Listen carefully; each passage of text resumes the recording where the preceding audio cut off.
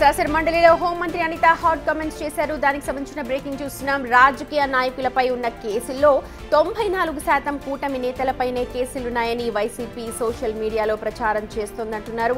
తమపై కోడికత్తి కేసులో, గొడ్డలి హత్య కేసులో, అమ్మా చెల్లి పెట్టిన కేసులు లేవన్నారు అనిత.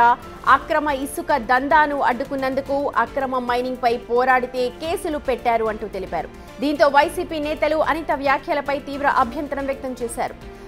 అయితే మేము ఎవరిని ఉద్దేశించి కామెంట్స్ చేయడం లేదని, మీరు భుజాలు తడుముకుంటే నేనేం చేయాలి అని అంటూ హోంమంత్రి అనిత కూడా సమాధానమిచ్చారు. కొన్ని సోషల్ మీడియాలో మాట్లాడేటప్పుడు తెలుగుదేశం ఎన్డీఏ కూటమి సభ్యులలోనే 94% మీద కేసులు ఉన్నాయనండి రాశాడు అధ్యక్ష. మా మీద ఏమి గొడ్డల వేటు మీద పెట్టామని హత్యల కేసులు లేవు అధ్యక్ష.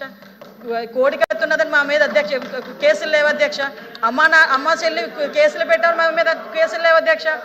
కేవలం మా మీద కేసులు ఉన్నది ఏంటంటే రాజకీయ కేసులు. నువ్వు ఇసుక మాఫియా చేస్తున్నావని మేము రోడ్డు ఎక్కితే కేసులు పెట్టారు, లేదు మైనింగ్ మీద కేసులు పెడితే కేసులు పెట్టారు.